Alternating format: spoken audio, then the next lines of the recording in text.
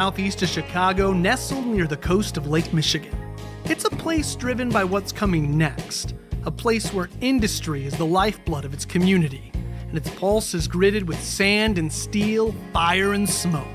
It's a city building its future together, one business, one family, and one home at a time.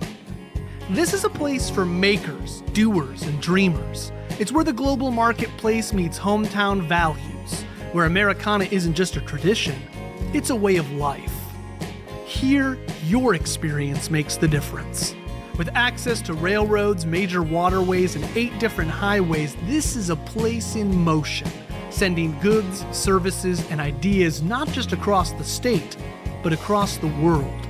And when the work ends, the day's just beginning, with beaches like West Beach in the Indiana Dunes National Park, exciting hiking and biking trails like the Diana of the Dunes Dare or the BMX track, and local treasures and exciting festivals, you'll know you're in more than just a bedroom community.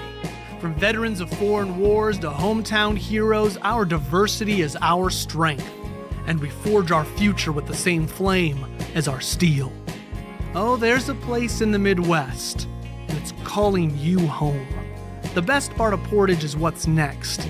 The best part of Portage is you. There's more for you in Indiana.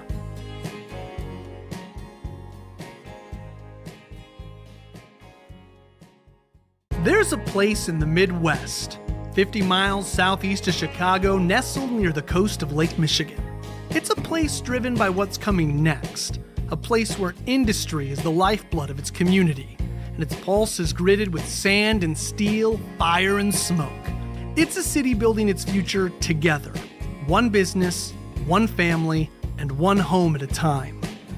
This is a place for makers, doers, and dreamers. It's where the global marketplace meets hometown values, where Americana isn't just a tradition, it's a way of life. Here, your experience makes the difference.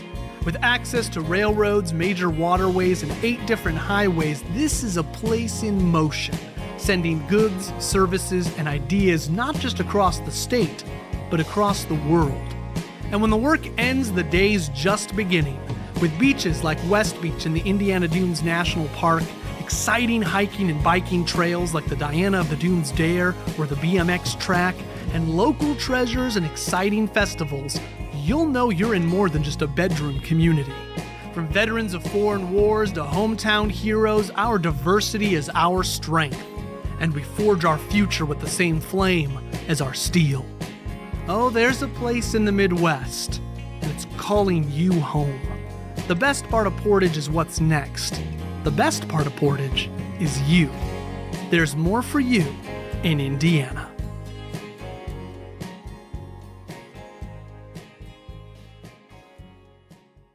There's a place in the Midwest, 50 miles southeast of Chicago, nestled near the coast of Lake Michigan. It's a place driven by what's coming next, a place where industry is the lifeblood of its community, and its pulse is gritted with sand and steel, fire and smoke. It's a city building its future together, one business, one family, and one home at a time. This is a place for makers, doers, and dreamers. It's where the global market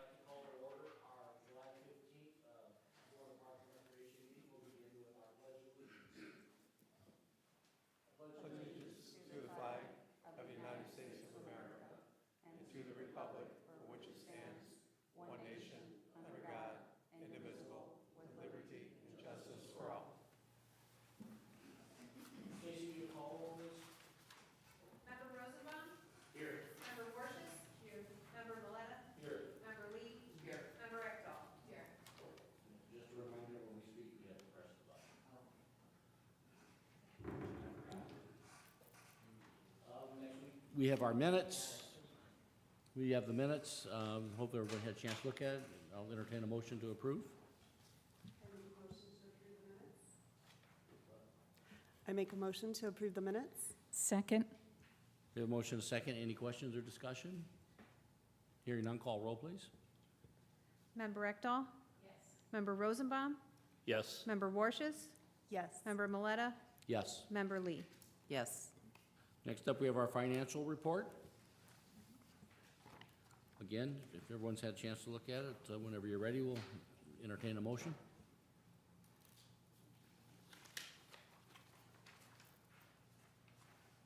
I'll make a motion to accept the financial report as written. I second. We have a motion and a second. Are there any questions or discussion? Call roll, please. Member Lee? Yes. Member Maleta? Yes. Member Ekdahl? Yes. Member Warshus? Yes. Member Rosenbaum? Yes. Now we have our vouchers, and again, I'll entertain a motion whenever you're ready.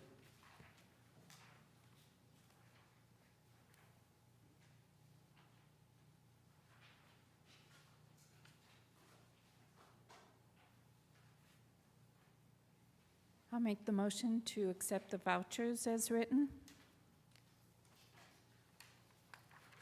Second the motion to accept the vouchers.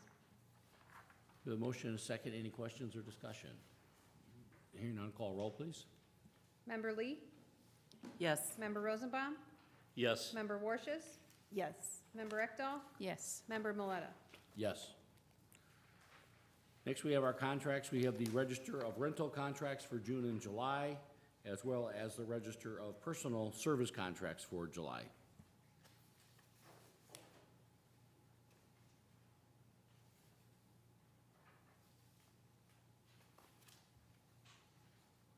I make a motion to accept our register of contracts for June and July and our register of personal services for July.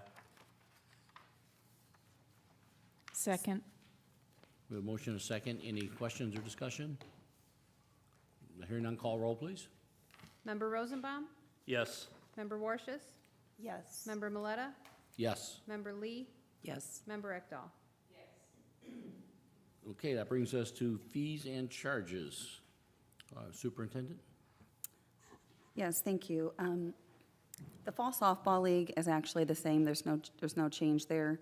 We did ask for spring softball vouchers for the winners of the tournaments. I put a P&L on the email that I sent you. With the $1,000 in awards, the total revenue for our season is $8,350. There's also an approval on there for, do you want to do these individually? We'll just do them all. We'll do Perfect. them all one. Okay, great. After the discussion at our last meeting regarding soccer field rentals, I would like to ask the board to approve keeping the same rate for Portage non-for-profits, which is $100 for short-term use and $50 for long-term use. And then, actually, I think I put it wrong in the email, but we would change that fee to double for nonprofits or those outside the community, which is $200 for short-term use and $100 for long-term use. The next one on there is the Adult Volleyball League. We asked for $375 per team. And then the very last one is a new Sun and Sand Volleyball, which was just completed by Simmons Landscaping at IG West. The fee for that would be a 4x4 team, which is $180, and a 6x6 team, which is $270. That would be on Thursday nights at IG West with, looks like roughly 18 games and 8 weeks plus a tournament. So that completes our fees and charges. Thank you. Do we have a motion to approve the fees and charges as read? I make a motion to approve the fees and charges as read. Second the motion? We have a motion and a second. Any discussion? Yeah.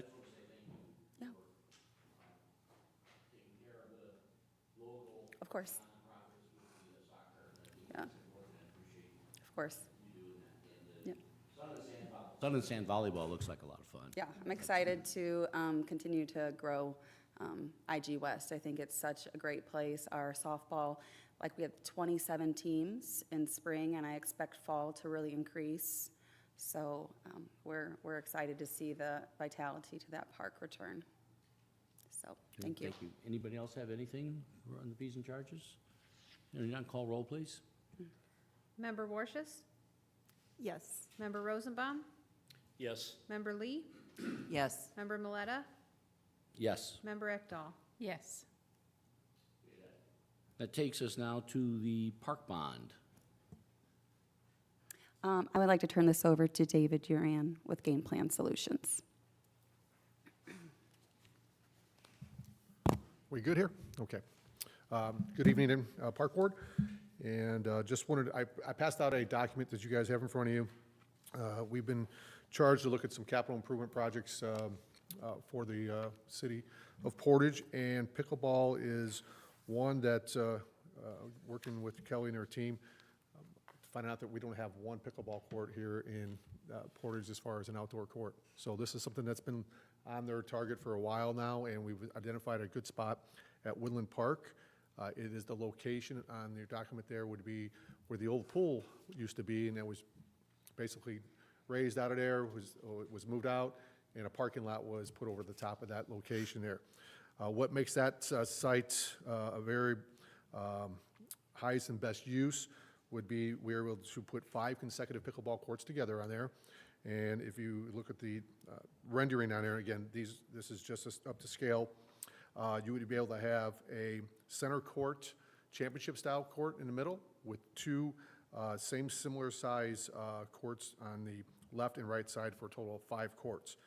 This way, when you have in-house leagues or just public play, you have 5 competitive courts out there, but then if you actually have a tournament coming into Portage, you would gravitate towards that center court where everybody can come watch the championship-style play at the end, and that would be differentiated based on the painting and designations of, you know, play and where the kitchen's at. That's where you're not able to go in without letting the ball hit first. A lot of different rules, right?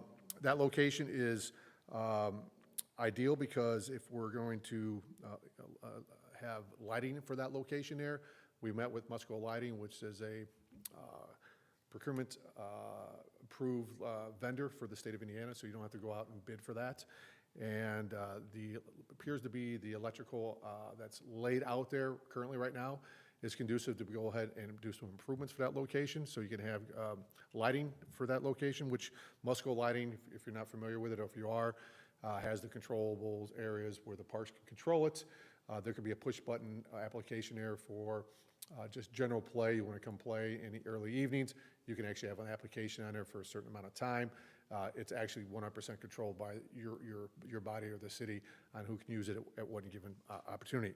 What's nice about Musco Lighting is it won't impede any other outside of the courts. It's geared for onside the courts itself. And matter of fact, Musco Lighting is, when we met with them today, would make this court's outdoors the first one in the state of Indiana a dark sky designation, which means it's going to be illuminating only on the court. It will protect the illumination pollution that typically comes from fields and courts from happening, and there'll be a nice designation for the city on this court as well. So they're looking for a community partner. They would make sure that everything that's needed for that designation, any out-of-pocket costs, they would cover. They're looking for that first designation in Indiana, and timing's perfect, right? But what has to take place prior to this is that court or that location, it's a 198 by 82 asphalt pad. It has some challenges. The sheeting on that location there does not flow correctly off the site, so we would have to mill, grind, and then relay new surfacing on that location. Put the one northeast corner up a little bit on a wedge so it sheets correctly into the stormwater management side. So before we even talk about even going out to get court applications on this, we need a infrastructure maintenance section on that Woodland Park to make it, whether a pickleball was played on there or not, make the infrastructure be correct for that location. Once that is in place, then we would go out and get fencing and court painting, and then Musco Lighting can come in after the fact with no interruption of any construction or application of those other Plan B Phase 2, be able to get that process done. And you can actually, we were anticipating, if this body wants to move forward tonight, having pickleball played in the late fall of this year. And the very first time you'll have pickleball in Portage for outdoor play. Traditionally, it's always seems like municipalities get involved in new projects. We get something that's nice, and then we go, hey, come back next year to start because we just finished before the season turned on its right. Our goal is to hopefully have this in play based on the timing based on the trades that have already been out there to look at the site, we think we can put all three phases together and have pickleball being played out here in the fall season. And then obviously grow that in 2026 with league play, in-house applications, and then tournament-style things that bring tourists to Portage, the city of Portage. So we're anticipating, based on just general estimates, the resurfacing side, based on, once again, you have to mill, and you're not sure what's underneath that location, because it's been a long time since that parking lot's been there. We're estimating that to anywhere from 70,000 to 103, plus or minus 10% based on unknowns. Court painting, yard acrylic surfacing, UV protection, and striping would be anywhere from that $20,000 to $30,000 range. There is a application that has to be put on the asphalt prior to this, and we're getting pricing on that, which then would prevent the oils from the asphalt to come through, and that may stain some of the painting application out there. But having pickleball being played on asphalt is a preferred method versus concrete, because it's easier on the body based on the softness of the court surfacing. So this is something that the outdoor and indoor play on your major pickleball areas actually use asphalt as a main court type of application. So we're going to try to marry those two on there. The lighting, again, Musco lighting is anywhere from 140 to 180,000. These are estimate ranges based on past practices. Obviously, until we get all third-party costs coming in based on today's numbers, there could be a plus or minus 10% on all these estimates coming to the Park Board for consideration tonight. So we were looking at three phases. One, getting the paving and milling an existing 198 by 92 asphalt pad ready for this application. Once that's out of the way, then the fencing and court painting would come in, and then Musco lighting would come in after the fact to make this a complete package. So Is there an option for security cameras out there? there is. I mean, with Wi-Fi and Verkada types of cameras that are out there, that would be something that once we look at these things, add-ons that would come through. Strictly, this is the application for the process of the courts itself, but then you can add those to the Musco lighting. All those Musco lightings will have 110 electrical boxes on the bottom, so you can actually do applications out there. And if the Wi-Fi is conducive to the area that's out there, you can actually get those wireless boxes put up and directly go to Kelly's office for monitoring and making sure that people are doing it the right way. That's a good idea, since, where it's sitting, and I would hate to have vandals mess with it right away, and Right. then we're holding our arms up going, all right, now what do we do? The one thought I have is that if we were to put Wi-Fi in the Blue Spruce, that it would be close enough to hopefully feed off of that, and if we could mount some security there. The fencing itself, is it not 6 foot? It's 10 foot. 10 10 foot. foot high. So there also as a deterrent, and we can lock that nightly. If you're gonna climb a 10-foot fence, I would hope not, but I think that security there for that, especially with this type of investment, is something that we wanna look forward. And also, I think that with the revenue that pickleball could potentially produce, that would offset that cost. I was telling Andy, I went by the Valpo one today on my way to one of the stores, and it was jam-packed. Yeah. I mean, I actually pulled over the side of the road and like, what's going on over there? And What's then, happening? yep, Another thing, I know that this is forward-thinking, but I really thought that the Blue Spruce could potentially become some type of, almost a pro shop in a way where you could rent equipment, buy equipment. There's the bathroom facilities there. You could put maybe a smoothie bar or something in there to where people really want to hang out and enjoy themselves, and really include that. So that would bring a daily revenue, because pickleball bringing such a crowd, if we could provide those things for them, would just provide another amenity. Yeah, and I think you're right. It could be revenue generating, not only an amenity for the community, but it could be a revenue generating Yeah, one too, with those other things too. And the location where we're looking at the spot here, all the courts would be facing north and south to being compliant with outdoor play. It's already ADA compatible based on where the bathhouse is currently at, so there's access to the courts from that side. And then there's going to be some steps coming off the east lot down into the gate area, so you'll be able to access that court play in multiple locations. And then just to the north of that, we've had some internal staff discussions on this, on where the old community garden used to be over that area. That would be a great fourth phase for this body to consider, based on the success that we anticipate coming here, to have that become where a pavilion could be actually erected right there. So it's an outdoor area where people can actually go, get out of the sun, or if there's tournament play, that's where teams can be located while they're waiting to play. A multitude of different things in that corridor right there that can actually complement the outdoor play with pickleball plus what's taking place currently at Woodland Park. That's a great idea. Terry could probably build that in a weekend. So I guess tonight we're looking for some direction by the board here. We are getting RFPs coming in for the proposals on the 3 different phases. Again, we're anticipating, having the parking lot be phase 1. Phase 2 would be actually the fencing and the court being assembled, and then the lighting would be the 3rd phase based on the timing of the project here. So you're asking for us to give approval to move forward with this proposal? Correct, and if we can stay within the parameters of the pricing that's in here with a contingency of plus or minus 10%, and if we're outside those boundaries, we would have a discussion with the board before we move forward. Okay. Just curious, what's the winter maintenance for that? Based on play out there, typically when you have outdoor courts, once you get to a certain temperature out there, you really don't want people playing out there because there could be some ice built up on there. So typically those nets come off, and you close that facility until the weather becomes more consistent. Because that's the last thing you want to do is have public play come out there, and for whatever reason, there's some moisture out there, the sun comes out, melts some snow, but then the evening shade comes in, all of a sudden ice builds out there, somebody slips and falls, and I think you can contest that the liability becomes the city's because it's an open play.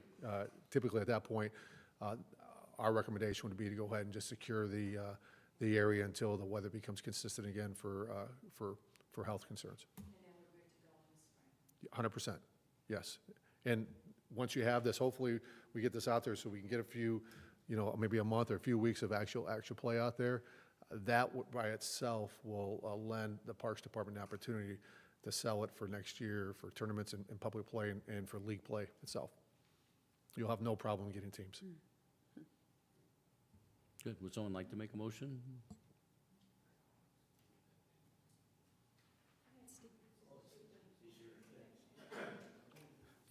I'd like to make a motion that we accept the pickleball court proposal that was presented. Second. We have a motion and a second. Any further discussion? Call roll, please. Member Lee? Yes. Member Miletta? Yes. Member Warshus? Yes. Member Rosenbaum? Yes. Member Ekdahl? Yes. Thank you, Dave. Thank you, thank you. We'll see you next month. Anything Thanks, else? Dave. Thanks. Okay, we got new business. They established the park rules per ordinance for police enforcement. Yes. Ted Uzelak from the PD reached out to me to discuss an ordinance that would allow police department to enforce park rules. I believe I forwarded that to you. They've had a number of issues at Founders and other places, well, specifically Founders, where there's no sign posted closes at dusk or whatnot, and there's really they're like a toothless dog. So they have teenagers or whoever congregating in the park after hours during, and it's, with the amount of vandalism and things that we do incur, I think it's important that if the parks are dark, that there's really no need for people to be utilizing them during that time. After we spoke further, obviously other people will all have our own opinion on what the rules should be. And I guess it would be good to have a collaboration, but after speaking with him, like Mr. Monks said, well, we should close at 11, but Ted made a good point that if we close at dusk could be different, and then they can enforce it should they need to. Dusk could be different in July than it is in December. A park So at, is this going to be an ordinance that the council adopts, or are they asking us to create a policy? so we are going to create rules that the park will post, and then the ordinance won't really that'll It'll go to just the give council, teeth- give right? teeth to that. Yes, so the ordinance will state that the PD has the right to enforce park rules. So it's our job to create the rules that we want posted, in collaboration, I think, with the problems that they're incurring. I would suggest that maybe the park close at dusk. I think that makes more sense with, and then they have the ability to force it if there's issues occurring there. For instance, Woodland closes at dusk. Other parks close at dusk. If there's no issue, they don't have to enforce it, but at least it gives them the ability to control certain circumstances when they're occurring. So I would say, for one, that was one thing that was discussed with leadership. Another thing that was discussed was the scooters and e-bikes that we discussed at our last meeting. Specifically at IG West, the mountain trail bike, the IG West mountain bike trail, Founders, and then just trails in general, which is the PDT, the Prairie Duneland, and then the Iron Horse. We talked about the classifications of the 1, 2, and 3, and how 3 goes up to 28 miles per hour, and the class 1 and 2s are only up to 20. I believe I forwarded all the state legislator things if you want to read through all that. But it would be up to either the park board, and that's another thing, the ordinance, did you want the park board to set the rules, or do you want the park superintendent, or you think that we should suggest them and the park board approve them? So that was another thing on how we want the ordinance written, because it was kind of going back and forth, and I don't know if you want that responsibility, or if that's a collaboration of us both. I think staff, in conjunction with the police department, could write those rules and policies, and obviously we'll have our attorney review it, but I didn't think the board should approve those, to be consistent with everything else that we do. Of course. So then I think what we'll do is we'll go back to the table after we just briefly discussed this today. We'll create a rule list, and then I'll go ahead and submit them to the attorney for review, and then we can discuss them at the next meeting, and we'll go forward from there. And if there's any modifications or things that we think that need to be tweaked, we can do so at that time. Okay. Perfect, thank you. Perfect. Okay. What's the next? Got kayak launch at Imagination Glen West.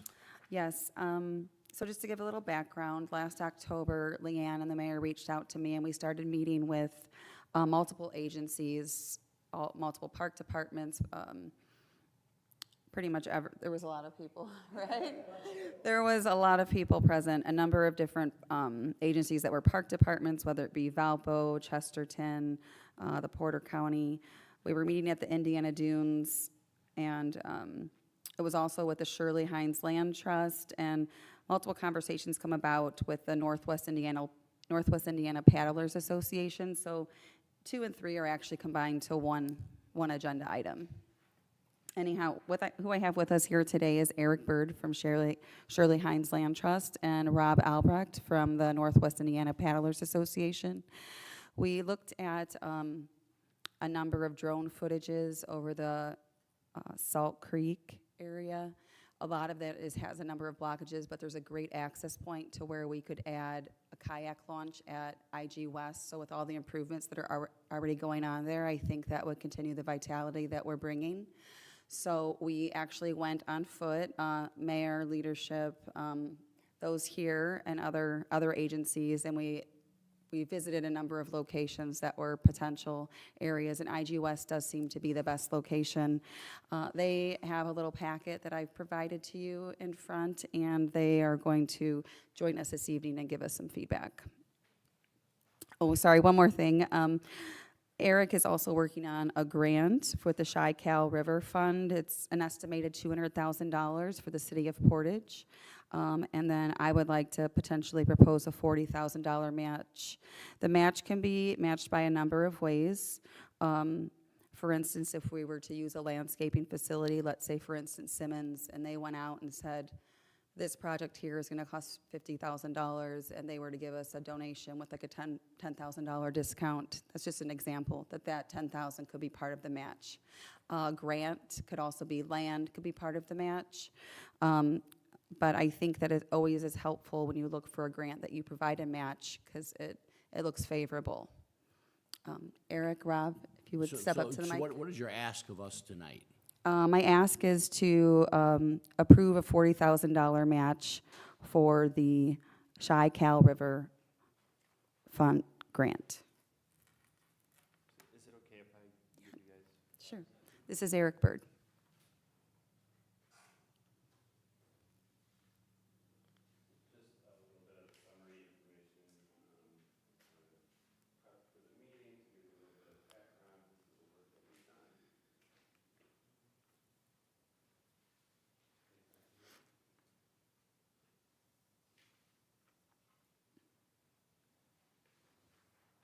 Thank you. So as she said, my name's Eric Bird. I'm the Stewardship Director for Shirley Hines Land Trust. So we're a nonprofit organization. We preserve natural areas. We help with some farmland preservation. We protect the lands and waters of northwestern Indiana and engage people with nature. So a lot of programming, interpretive signage, guided hikes, educational things, reaching out to schools, but generally like learning about nature and our natural resources in our region and preserving those things and getting people involved in outdoors. So I've worked with NWIPA, the Northwest Indiana Paddling Association, Save the Dunes, the National Park Service, and a number of other partners for well over a decade on creating the East Branch of the Little Calumet River Conservation Corridor. Our organization, with support, has protected over 800 acres of nature preserves, and then a lot of support from NWIPA for maintaining and creating the river trail along the East Branch. So you would sometimes see folks paddling past like Hawthorne Park, or in the National Park area, we have 3 very formal designated kayak launches, and that's kind of what we're proposing at Imagination Glen. And then other, areas that you can get out, like near a park or near a bridge. It's gained a lot of momentum over the years, a lot more people utilizing it. We've done a lot of guided paddles down the river. You see the corridor in your area from like a different perspective on the water. It helps get people to like be involved with their watershed, be interested in, the river and the conservation in the area, but also provides like a great tourism opportunity. So we've worked together for a number of years. We've strategically planned and visioned and looked at more than the East Branch, right? We're trying to improve water quality and engagement for the Lake Michigan watershed as well. So Salt Creek, Coffee Creek, Sand Creek, there's a number of different tributaries. So Imagination Glen is poised nicely to be very connected to the conservation corridor that already exists. It's just a little bit south of where it goes into the East Branch of the Little Calumet River. We have cleared roughly like 20 miles now of river trail from about the Heron Rookery area, almost all the way to Lake Michigan. There's some barriers there. Burns Harbor, we have a dam that we're dealing with, and we have a number of projects. So I put some of that background information on there. We've done a number of successful Chi-Cal Rivers Fund grant proposals and grant projects, normally in partnership. So it'll like include Shirley Hines, it'll include NWIPA, Save the Dunes, some different aspects. So whether it be restoration or public access amenities. It's a great funding opportunity because it funds not only like ecological restoration, but these things like kayak launches, signage, trail improvements, engaging the public, that sort of thing. So through this Salt Creek partnership that we were discussing, like there's an opportunity right now in the next 2.5 weeks or so to submit a proposal. I've done a number of them successfully. We're sort of recommending that like I help write the narrative, help do the proposal, but that the City of Portage or Portage Park Board sort of submit it. You should be eligible to apply for the grant. It sets you up in a way that you're sort of piggybacking on the work that we have a reputation for in the East Branch, but sets you up for like if you were awarded this grant, we've then followed up with several other grants on our work. So I think we've had, I came in 2015, and pretty much every year we've had 1 or 2 Chi-Cal Rivers Fund grants, $200,000 to $300,000. We're looking to do this in partnership with the Paddling Association to clear out some of those log jams and make it more accessible. You have a spot there on the river that You already have a parking area, you already have a park, visitor access, right? And creating that, I think there'd be a number of other things we'd try to write into this, whether it be a little bit of restoration or native plantings. I think there's a lot of opportunity. You have an overlook at Imagination Glen that could be spruced up, or like informational signage saying like, this is the river, this is the corridor, this is why it's important, those sorts of things to engage hikers and bikers as well. So we're sort of like drafting those ideas. We visited, we have a lot of ideas of what we could put in this proposal. It doesn't really have a match requirement, but that's to be competitive. They highly recommend that. I've never done one that wasn't, you know, 2-to-1 match or something like that at least. So that can come from different areas, like she said, discounts from contractors, volunteering, staff time, any commitment of like your supplies and equipment, our time that is involved in the project. But I'm looking to help you submit the proposal, but sort of hand it off to you for, you know, managing and administering the project. Thank you. Anybody have any questions? So, I guess, so what we're asking for is a motion to approve the Chi-Cal Rivers Fund grant application for the kayak launch at Imagination Glen West with a up to $40,000 match. That's correct. Someone like to make that motion? I'd like to make a motion to go ahead with the $40,000 match for Paddling Association. Just quickly, we should probably just indicate, excuse me, that it's either in cash or in kind, just so that's clear. In cash. Or in kind. Can I ask a question? Yeah. If we were to do it in cash, but change later on that we had some type of donation, would that would at least not exceed the 40, and then it could be less, not to exceed? Yeah, so I don't think that's an issue. I just think you want to put the in-kind in there just so you give yourself some optionality. Just sort of a total value of 40,000, whether it be in cash, in kind, or a combination thereof. A combination thereof, Yeah. okay. So you could do the motion that way. In cash, in kind, or in combination thereof, with a dollar value of 40,000. Okay. Hopefully that's confusing. I'd like to make a motion to go ahead with the $40,000 match in cash, in kind, or in a combination. I second the motion. We have a motion and a second. Any other questions? Hearing none, call roll, please. So I don't know if you want to, I mean, I do boards and committees as well.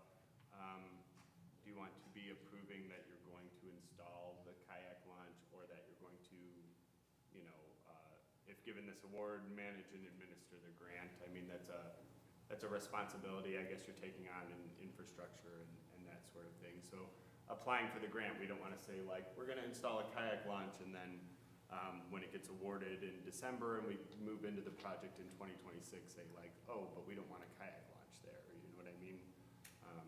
I don't know what your level of needs for approvals for those sorts of. Well, I think when, infrastructure with the projects. motion stated, it was for the kayak launch, correct? Yeah, so Okay, are we good with that, Adam? okay.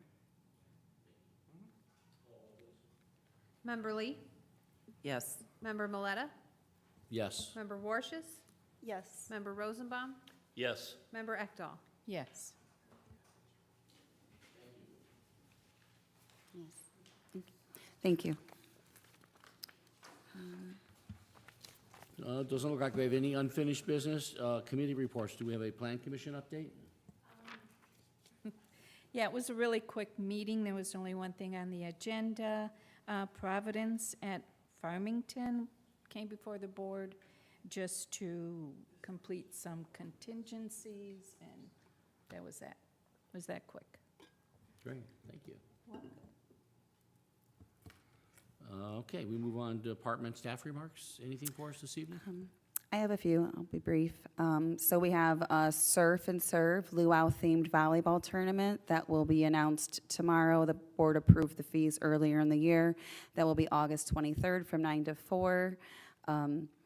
We plan to do wristbands for all the players. There will also be a lookout over Sycamore looking down on the themed volleyball tournament, concessions, beverage for purchase, along with some games up there. So we're looking forward to that. Friday, Theinman Construction, along with Commonwealth Engineering, is doing a trail cleanup day from 8 to 2. There's going to be 45 people there. That's in combination with the park and utilities. We'll be having lunch for them as well. I do want to welcome our new employee, Ashley France.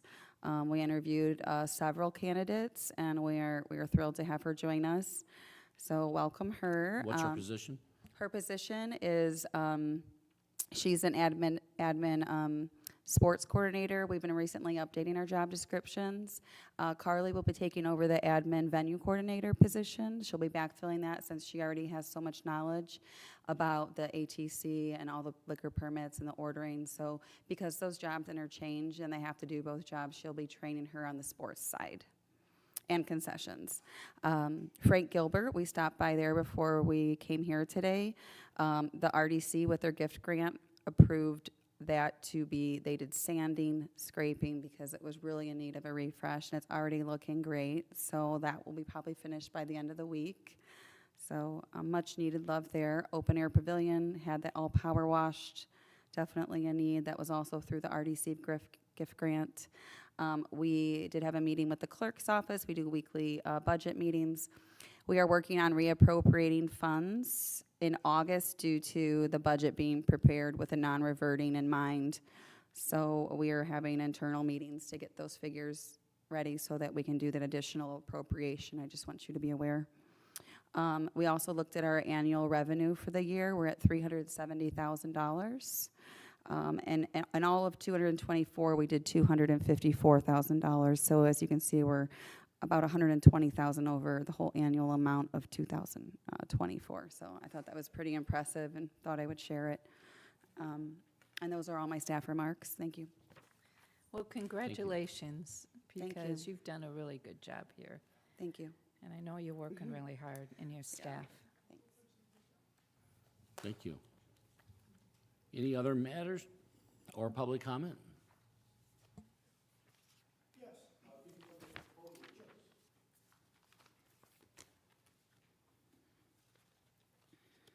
My name is Bruce Britton, and I'm president of the Northwest Indiana Paddling Association. And I would like to thank you very much for approving that. I think it'll be a great asset to your community, and as far as the river and everything, thank you.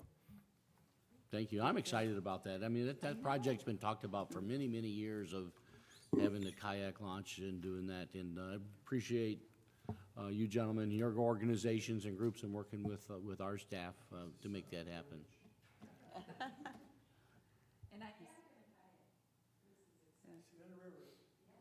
So if you look what we've done on the East Branch, we started 16 years ago, and you couldn't go 100 foot in any direction. And now you can pedal almost the whole thing. We've got a couple obstacles we're working on. When we get those taken care of, we're hoping that we can now tie that into Salt River, or Salt Creek, through the national park, go under the bridge. And my vision is to go all the way to South Haven. That's great. It's awesome. Thank you. Our next meeting is scheduled for August the 19th at 5:30, and at this time, we'll entertain a motion to adjourn. I make a motion to adjourn this meeting. Second? Call roll, please. Member Rosenbaum? Yes. Member Warshus? Yes. Member Miletta? Yes. Member Lee? Yes. Member Ekdahl? Yes.